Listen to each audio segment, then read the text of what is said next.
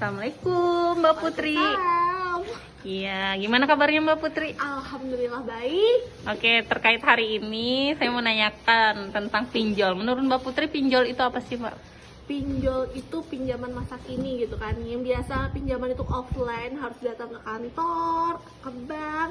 Nah kalau pinjol itu kita nggak perlu datang, kita kan online aja, daring. Jadi pinjaman kekinian gitu. Oke, menurut Mbak Putri lagi, pinjaman online ini biar kita terhindari, biar nggak ilegal gimana ya? Iya, jadi cara kita menghindari pinjaman-pinjaman online yang ilegal, yang pertama kita tuh harus pastiin kalau pinjaman online yang mau kita pinjam itu terdaftar di OJK, seperti itu. Kan kalau udah terdaftar otomatis sudah pasti aman. Assalamualaikum Bapak Murfi, mohon Iya. waktunya sebentar ya. Menurut Bapak Murfi, pinjol itu apa ya Pak? Pinjol itu pinjaman online dan kebanyakan didominasi sama yang nggak resmi. Terus cara kita menghindari pinjaman-pinjaman online yang ilegal itu gimana ya Pak? Mungkin dengan dilihat dari dia apakah terdaftar di OJK atau tidak sih, karena kalau misalnya di OJK pasti terjamin sih secara akuntabel. Masya Allah. Contohnya gimana Pak? Ada beberapa pinjol sih, saya nggak bisa sebut merek, tapi biasanya dia ada nampilin logo OJK sih di setiap logonya dia atau iklannya. Halo, Assalamualaikum kakak. Boleh minta waktunya sebentar ya? Iya, waalaikumsalam. Kak, menurut kakak, pinjaman online itu apa sih kak? Pinjaman online itu adalah, menurut saya nih, Iya. pinjaman yang bertransaksi atau melakukannya melewati online, seperti itu. Oh iya, terus tuh kan sekarang banyak banget ya kak pinjaman-pinjaman online dan ada juga yang ilegal. Cara kita menghindari pinjaman online yang ilegal tuh gimana ya kak? Kita harus nih, ciri-cirinya kita harus lihat nih pinjol itu terdaftar nggak di OJK, terus tuh manfaat pinjol ini dirinciin, ciri-ciri pinjol ini kita harus tahu dulu. Terus tuh kalau bisa kita tuh nggak usah pinjol deh, langsung aja ke bank yang sudah memang benar terpercaya gitu. Baik, terima kasih ya kak atas waktunya. Oke.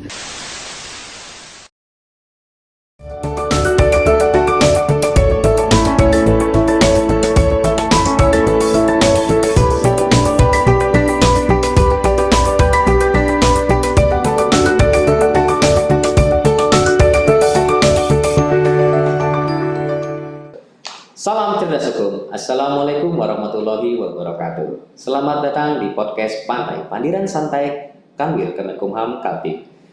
Podcast Pantai merupakan salah satu sarana kantor wilayah Kementerian Hukum dan HAM Kalimantan Timur untuk menyampaikan materi-materi ataupun penyuluhan-penyuluhan hukum dan HAM yang selama ini sering terjadi di masyarakat. Harapannya, materi tersebut dapat diterima oleh masyarakat dan dapat dipahami dan disebarluaskan ke hingga jenjang masyarakat terbawah sekalipun. Oke, era digitalisasi terus hadir ke permukaan. Pada awalnya, tahun 2017, hanya sekitar 7% dari masyarakat dunia menggunakan jasa fintech. Namun, pada tahun 2021, berdasarkan data dari Bank Dunia, Indonesia adalah merupakan pengguna jasa fintech terbesar ketiga di dunia di bawah India dan Brasil. Berbagai macam jenis fintech di Indonesia antara lain crowdfunding yang merupakan jasa layanan donasi ataupun penggunaan dana proyek lainnya. Kemudian ada digital payment. Digital payment seperti kita biasanya sudah sering kita gunakan untuk membeli pulsa, token listrik, dan sebagainya. Dan kebetulan hari ini kita akan bahas yang sering terjadi dan digunakan oleh masyarakat adalah mengenai fintech lending atau yang biasa disebut kita pinjaman online, pinjol. Nah, kebetulan di hadapan saya, alhamdulillah sudah hadir Pak Hari Prabowo, Pak. Ya, alhamdulillah Pak Hari, sehat Pak Hari. Alhamdulillah sehat. Terima kasih sudah hadir di podcast Pantai hari ini. Jadi kita sesuai yang saya sampaikan tadi, kita akan membahas tentang pinjol Pak ya. Pinjol. Ya. Jadi Pak Hari Prabowo merupakan penyuluh hukum yang ada di kantor wilayah Kementerian Hukum dan HAM Kalimantan Timur. Ya Pak Hari, seperti yang saya sampaikan tadi, kita akan membahas tentang pinjol atau pinjaman online. Pinjaman online. Nah, jadi mungkin masyarakat ini banyak permasalahan yang terjadi di masyarakat, belum adanya perlindungan atau seperti itu. Sebenarnya apa sih yang dimaksud dengan pinjol Pak Hari? Pinjaman online ini kan ya sebenarnya penyebutan dari masyarakat ya, Ya. depannya kalau Ya. kita kenal kayak ojek online gitu Nah, kan. betul. Nah, itu. Kalau tadi yang bahasa tadi apa fintech gitu ya, Fintech. financial technology. Jadi kalau secara gampangnya pinjaman online itu adalah sebenarnya pinjaman antara pemberi pinjaman yang dipertemukan dengan yang meminjam ya, itu melalui teknologi digital informasi. Jadi kurang lebih sama sih dengan pinjaman yang sementara ini selama ini kita lakukan atau manual ya, manual melalui bank, juga ada pinjaman tanpa agunan itu kan ya, itu sama, cuma ini dia menggunakan sarana teknologi informasi. Seperti itu. Jadi kalau bahasanya online mungkin lebih mempermudah Pak ya, Iya. mempermudah masyarakat yang mungkin selama ini masyarakat butuh duit harus ke bank. Oh ternyata saat ini nggak perlu, cukup di Iya. rumah saja bisa tik tik tik tik tik, udah dapat ini pinjaman. Jadi hanya bermodal HP mungkin kalau sekarang ya. Benar. Terus sebenarnya Pak Hari, bagaimana sih tentang legalitas dari pinjaman online di Indonesia khususnya? Legalitas pinjaman online ini sebenarnya sudah ada, Ya. terutama dia Sudah. diatur oleh Otoritas Jasa Keuangan ya, OJK nomor 77 tahun 2016. Jadi sebenarnya sudah legal sebenarnya gitu. Udah legal. Terus ini kan sudah diatur nih Pak Hari. Ya. Jadi tapi kenapa sih sudah banyak sekali permasalahan yang terjadi di masyarakat ini? Kalau kita baca media nih Pak Hari, Ya, ada aja yang misalkan ilegal Ya. maupun legal, ada yang datanya seperti disebarkan. Ya. Bahkan saya pun pernah tuh mendapat SMS Ya. bahwa sebut saja si A punya tunggakan sekian, padahal saya nggak kenal orangnya. Nah itu gimana Pak Hari mengenai permasalahan yang sering terjadi di Ya, masyarakat? karena memang banyak permasalahan terjadi terkait pinjol di dalam pemerintahan ya. Ya. Oh, sebelumnya saya jelaskan tadi antara yang legal dengan ilegal gitu ya. Oh iya, legal Ya. dan ilegal tadi yang legal. Legal ini dia itu terdaftar dan berizin di OJK, jadi disebut legal. Nah, di luar dari itu disebut pinjol yang ilegal. Gitu. Jadi dia yang ilegal ini artinya dalam mudahnya dia tidak terdaftar dalam tidak terdaftar di OJK seperti itu. Tidak terdapat. Dan inilah yang banyak menimbulkan permasalahan. Gitu. Oh iya. Karena kalau legal itu kan ada aturan-aturan yang dia harus patuhi. Gitu. Benar. Nah, yang banyak ini adalah pinjol yang ilegal, yang banyak terjadi terkait penagihannya. Dia sering dengan ancaman, lalu penyebarluasan data itu kan yang tidak diperbolehkan sebenarnya seperti itu. Jadi kalau kita lihat ini permasalahan ini kompleks ya. Kompleks. Jadi di satu sisi masyarakat mendapatkan kemudahan pinjaman, tapi juga di sisi lain ternyata ada efek-efek negatif yang terjadi di masyarakat. Dan beberapa kasus kalau saya lihat efeknya itu luar biasa Pak. Luar biasa. Sampai ada yang bunuh diri ya. Bunuh diri, Benar, ya. jadi bunuh diri karena akhirnya viral. Itu yang luar biasa terjadi. Jadi kalau misalkan penggunaan data ini Pak Hari, penggunaan data seperti apa nih yang dimaksud biasanya? Nah, kembali tadi kalau online itu karena dia mudah ya. Beda kalau kita ke pinjaman yang manual itu kan harus ke bank atau memberi izin gitu ya. Kalau online itu dalam artian kita kan menyertakan foto diri, ya seperti itu, foto diri. Ada yang ilegal itu misalnya dia meminta nomor NIK itu sebenarnya kan seperti itu. Ya. Data-data itu sebenarnya ketika pinjol ilegal ini dari menjadi tidak bisa melunasi dari pinjamannya, dia akan memberikan ancaman dengan salah satunya akan menyebarluaskan data-data ini gitu. Padahal itu kan dilarang oleh undang-undang ITE gitu kan. Jadi memang permasalahan hukumnya banyak terjadi. Banyak Pak, ya? terjadi, khususnya terhadap pinjol yang ilegal ini kan gitu. Menarik Pak Dik, ketika kita selama ini informasi itu begitu mudah, teknologi begitu mudah, kita di rumah bisa menggunakan data identitas yang bahkan mungkin KTP orang lain kita gunakan. Sebenarnya apa sih ancamannya Pak Hari jika kita menggunakan KTP orang lain atau identitas orang lain seperti itu Pak Hari? Sebelum penjelasan ancaman ya itu memang secara undang-undang, terutama undang-undang ITE ya, itu data-data kita ini kan data di NIK macam-macam, data yang sensitif sekali sebenarnya. Benar. Jadi itu kan harus ada dilindungi seperti itu. Iya. ketika pinjaman online ini memakai data tersebut, Ya. itu sebenarnya mereka kan harus menjaga data tersebut ya. Betul. Nah, kejadian permasalahan terjadi ketika peminjam ini tidak bisa mengembalikan, mereka menggunakan itu untuk ancaman, gitu, menyebarluaskan. Makanya kita kan sering, nah, kejadian juga seperti ini, kita tidak meminjam, Ya. tapi tiba-tiba kita ya, ada Tagihan tagihan ada seperti tagihan itu. ternyata muncul ke Seperti itu. rumah. Nah, itu dari mana mereka tahu? Benar, Kayak benar. nomor-nomor kita, Iya. HP, seperti itu. Seperti itu ada kemungkinan dari data-datanya sudah bocor gitu. Iya, seperti iya, itu. benar. Jadi terkait dengan sanksi ada di Undang ITE itu pasal 32 ya, 32 ayat 1 itu seseorang tidak boleh menebarluaskan data tersebut itu. Dan itu ada ancaman hukumannya sekitar maksimal 8 tahun gitu. Ya. Untuk pidananya ya.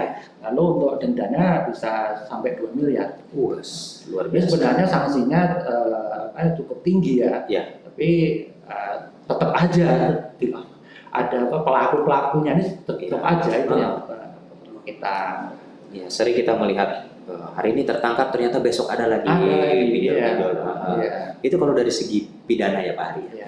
Kalau misalkan dari penggunaan identitas orang lain, ada nggak sih efek hukum lain selain pidana, misalkan perdata ataupun yang segala macam? Perdata bisa. Perdata boleh juga. Bisa. Jadi tapi ini tergantung juga karena nanti itu kan nanti perbuatan melawan hukum gitu ya. Ya. MH 1325 kalau salah itu kan ya. Iya.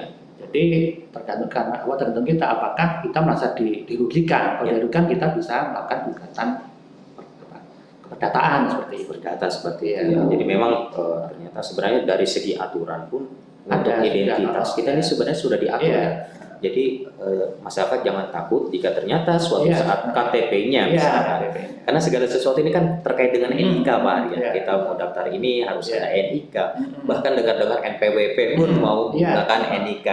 Jadi Pak Hari untuk ini juga untuk sebagai pengetahuan dari masyarakat atau sobat hukum yang ada di rumah, kita tahu aplikasi ini sudah begitu banyak. Kita buka YouTube, kita buka yang segala macam, muncul iklan itu juga aplikasi-aplikasi pinjaman online. Nah sekarang mungkin bisa dibagikan ininya, ciri-cirinya mungkin pinjaman online yang ilegal tadi yang disampaikan Pak Hari kepada masyarakat.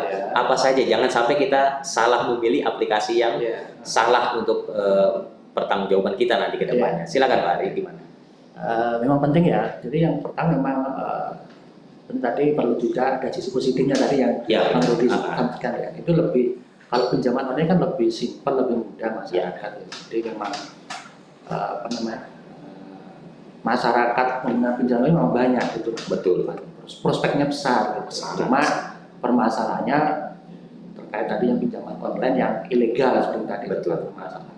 Jadi tips-tips yang saya rasa ini yang perlu tips-tips masyarakat tidak terkena permasalahan ya kalau memang menggunakan dari pinjaman online ini ya. Satunya kalau pinjaman online ilegal dia itu pertama yang penting terkait juga keamanan data. Dia akan meminta data-data itu sebenarnya sangat sensitif seperti itu, NIK, lalu data foto diri gitu kan, lalu data posisi seperti itu kan. Seperti itu satu. Lalu tingkat bunganya dia sangat tinggi sekali gitu. Padahal sudah ada ketentuannya juga sebenarnya di sudah itu. Lalu ketika kita tidak bisa melunasi, bukan tidak bisa, kita terlambat pun itu sudah ada ancaman-ancaman gitu. Ancaman itu yang biasanya menimbulkan kita stres gitu kan. Betul. Stres sampai ada kejadian yang bunuh diri seperti itu. Lalu kedua ketika kita menanyakan ini gimana ini itu sering berubah-ubah CS-nya itu, customer service-nya sering berubah-ubah. Iya. Dan tidak ada kantor resminya kan? Betul sekali. Mungkin itu tip-tip yang bisa saya sampaikan ya. Ya, jadi seperti itu ya, kita harus waspada juga. Waspada. Jadi ada juga pernah saya baca, jika kita menginstal aplikasi sobat itu, hati-hati saat menyetujui yang akan diakses. Jadi kalau biasanya kita install salah satu aplikasi kan ada menyetujui perangkat ataupun lokasi, dan jangan sampai aplikasi tersebut meminta persetujuan untuk dapat mengakses kontak kita. Nah ini kan yang sering terjadi nih masyarakat. Jadi siapa yang berutang, akses kontak siapapun yang ada di kontak mendapat SMS yang sama. Nah itu salah satu peneroran. Saya pun sering mendapat SMS seperti itu Pak Hari. Itu benar tadi saya hampir lupa. Peraturan terbaru ini ciri-ciri yang ilegal itu tidak boleh mempromosikan layanannya lewat itu, lewat WA itu tidak boleh. Tidak boleh. Biasanya kalau yang ilegal itu kan bisa kita menerima dari SMS, WA itu kan, itu tidak boleh. Itu kalau sudah seperti itu jelas ilegal. Dan jangan lupa perbanyak informasi Dan kalau memang kita ragu ya, itu kita bisa mengecek websitenya OJK di 157 itu kan ya. Atau websitenya lah paling gampang itu daftar yang sudah legal. Oh gitu, ada daftar itu lebih aman lagi. Benar. Jadi memang secara ini memang harus diatur ya. Iya. Karena memang kita nanti jadi permasalahan. Betul Pak Hari. Jadi memang negara ini turut hadir melalui OJK supaya kita tidak salah pilih dalam memilih aplikasi pinjaman online. Jadi memang tujuan seperti yang saya sampaikan di awal tadi, tujuan pinjaman online ada untuk menyentuh masyarakat yang selama ini tidak tersentuh di perbankan. Mungkin selama ini masyarakat malas ke bank, akhirnya hanya di rumah sudah bisa dapat pinjaman seperti itu, butuh dana. Dan tidak bisa kita pungkiri memang ini sebuah kebutuhan ya Pak Hari. Kebutuhan yang sangat besar yang Pak Hari sampaikan tadi itu untuk prospeknya bukan lumayan sudah sangat besar. Jadi untuk OJK sudah hadir. Jadi memang tujuannya peraturan ini Pak Hari kalau saya lihat ya sobat hukum di rumah juga, peraturan bukan hanya untuk melindungi masyarakat, tapi juga melindungi pengusaha itu sendiri. Jangan sampai masyarakat selama ini ada mungkin yang oknum-oknum butuh duit, tapi ketika mau melunasinya malahan lari. Jadi mereka tutup lubang, ya kan? Tidak dapat kita pungkiri seperti itu ya Pak Hari ya. Oke. Pak Hari, jadi kita sudah membahas terkait dasar hukum ibaratnya perlindungan terhadap masyarakat. Tentunya juga kita harus melindungi dari sisi perusahaannya ini kan. Ibaratnya bagaimanapun perusahaan itu butuh dana lah untuk kehidupan roda ekonominya terus berputar. Jadi bagaimana perlindungan terhadap perusahaan bagi misalkan masyarakat yang mohon maaf sering memucil atau agak sedikit nakal, butuh duit tapi ternyata tidak mau melunasi, misalkan dia tidak membayar, akhirnya pinjam lagi seperti itu, terus bertindak seakan-akan bahwa masyarakat ini yang disakiti oleh perusahaan tersebut ya. Padahal memang masyarakat itu sendiri tidak menjalankan kewajibannya sebagai peminjam yang seharusnya melunasi pinjaman tersebut ya. Jadi gimana Pak Hari untuk perlindungan perusahaan ini? Ya, itu bagus sekali. Jadi yang kita mengemukakan terkait dari masyarakatnya ya. Gimana kalau ada masyarakat yang tidak melunasi pinjamannya? Iya, benar. Jadi bisa merugikan perusahaan gitu ya. Cuma ini kan ada tadi saya jelaskan di depan, ada yang legal, ada yang ilegal. Untuk yang legal ini sebelum dia memberikan pinjaman karena tanpa agunan dia tentu sudah menghitung resikonya seperti itu ya. Lalu bagaimana ketika masyarakat tidak melunasi tentunya ini kan sebenarnya perikatan keperdataan 1920. Tentunya masyarakat tuh bisa dibuat juga sama perusahaan gitu kan. Bagaimana jika masyarakat tuh dia ada kesulitan untuk melunasi sebenarnya ya. Kalau dia tuh legal ya, itu dalam peraturan OJK bisa nanti masyarakat itu menyampaikan ke pinjolnya yang legal ini, yang legal dulu yang legal itu bahwa kami kesulitan, nanti akan mencarikan solusi. Yang jelas semua harus tetap bayar. Benar. Karena ini ada keperdataan perdataan gitu. Ini khususnya legal. Yang legal ya. Yang menarik itu adalah yang ilegal seperti ini, gitu loh. Dan ini tentunya yang banyak kejadian yang ilegal. Betul. Nah, kalau kemarin itu dari Pak Mahfud MD katakan itu tidak usah dibayar kalau yang ilegal, karena dia sudah ilegal, jadi secara 1320 itu ya itu tidak terpenuhi gitu. Seperti itu, tidak usah dibayar kalau yang seperti itu. Ya itu menarik ya. Menarik. Kalau dibilang tidak usah dibayar, tapi masyarakat ini juga menikmati uangnya tersebut ya, bahasa kalau seperti itu. Jadi kembali sebenarnya kalau kita bicara keperdataan adalah niat baik dari para pelaku, Iya. dari perusahaan ataupun masyarakat, jangan sampai ada perusahaan tidak mau melegalkan perusahaannya supaya takut izin lah atau segala macam, sama masyarakat juga mencari keuntungan di balik Sama. tersebut, butuh duit tapi ketika mau ditagih, oh ini legal, saya tidak perlu bayar. Nah itu Nah. kembali lagi ke niat baik dari masing-masing para pihak ya Pak. Banyak kan yang sekarang ini ada itu kan permasalahan dengan yang ilegal ini. Betul. Karena kalau yang legal itu karena ini tanpa agunan tadi, dia kan betul-betul memberi pinjam sudah dihitung betul ini orangnya, track recordnya seperti apa. Benar. Kan ada seperti itu juga kan ya. Iya, iya. Karena track recordnya ini sering tidak bayar, tidak mungkin dia dikasih. Gitu kan. Kalau yang pinjaman online ilegal ini kan rentenir gitu seperti itu aja. Jadi kemarin itu kalau saya mengutip aja di Prof. Mahfud itu bisa dibayar itu, karena kalau kita lihat di 1320 memang tidak terpenuhi ada itu kan yang itikat baik gitu. Yang benar. Ya, jadi kalau kita lihat ya, kalau misalkan perusahaan juga mau berjalan dengan baik, ibaratnya masyarakat rajin membayar, legalkanlah, legalkan, daftarkan perusahaan Anda melalui OJK. Jadi masyarakat juga percaya, tidak dimanfaatkan juga oleh masyarakat yang tidak berniat baik tersebut. Jadi untuk unsur-unsurnya dapat terpenuhi ya sesuai perserikatan. Karena tadi seperti prospeknya sebenarnya sangat besar sekali. Pak Ari, jadi berbagai macam permasalahan ini ya. Tadi kita sudah membahas tentang data diri yang mungkin disebarkan, pengguna KTP palsu. Terus bagaimana sih kalau misalkan ternyata kita ini terlambat membayar? Sampaikanlah bahwa kita ini ada niat membayar, tapi ternyata memang dananya belum ada. Tapi kita udah diancam bahwa kita akan disebarkan identitasnya dan segala macam. Itu bagaimana Pak Ari?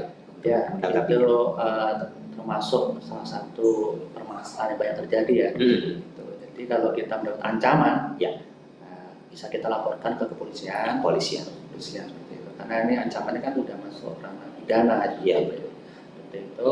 Atau ke Satgas, Satgas Peduli Investasi seperti itu. Ada Satgas Peduli Investasi. Ya, seperti itu.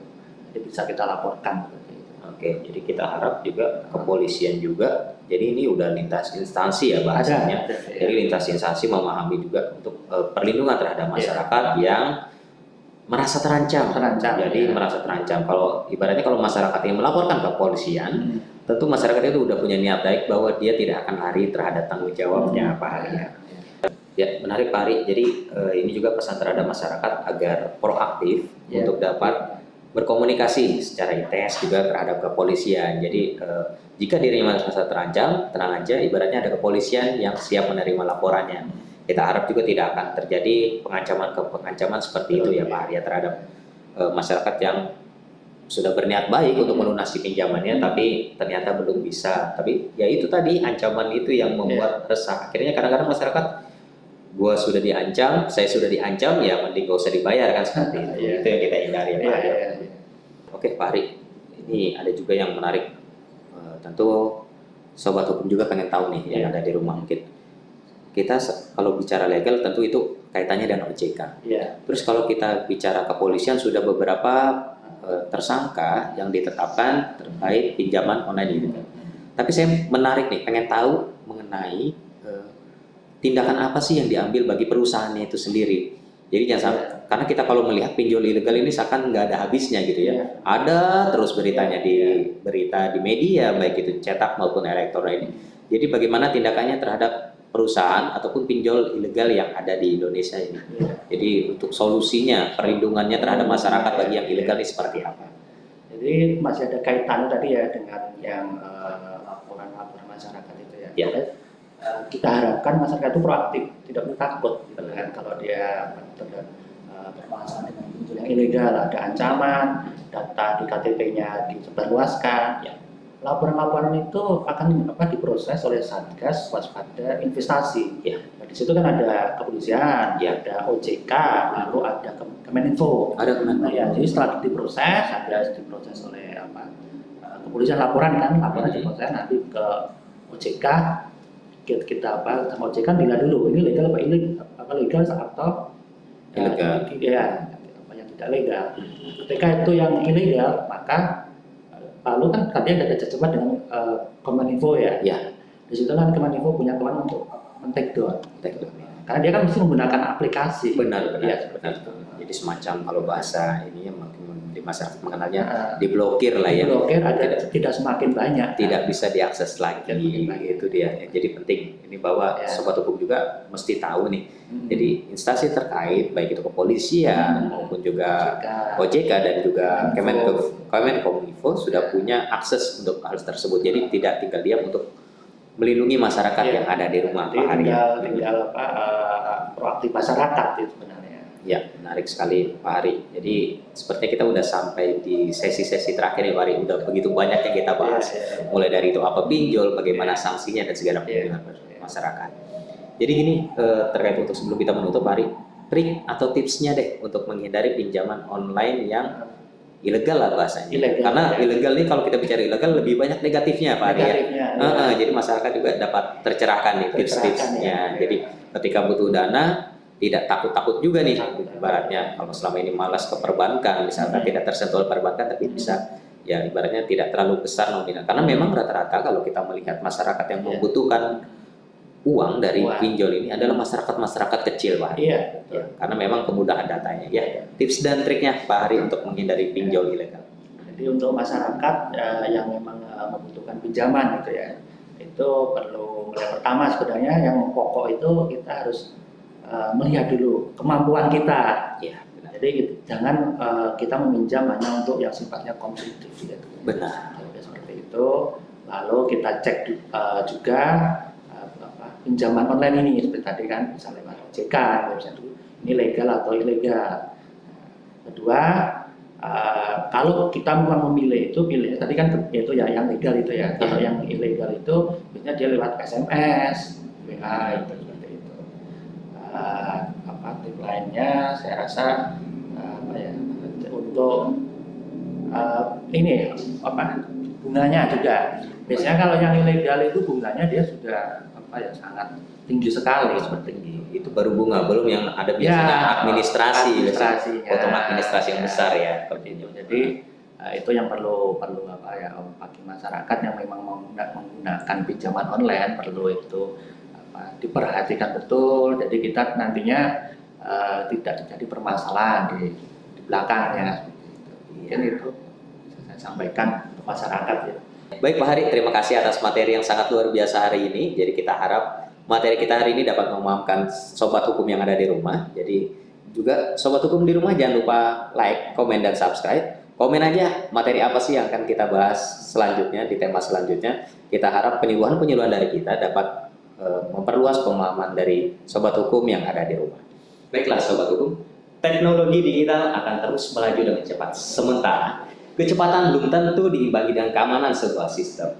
Siap tidak siap, kita harus hadapi perubahan tersebut. Saya Rudi Tandela dan Pak Hari Prabowo undur diri. Jangan lupa saksikan podcast Pantai di YouTube channel Kemenkumham Kaltim Utara. Assalamualaikum warahmatullahi wabarakatuh. Salam cerdas, salam pembaruan, dan Kumham semakin pasti.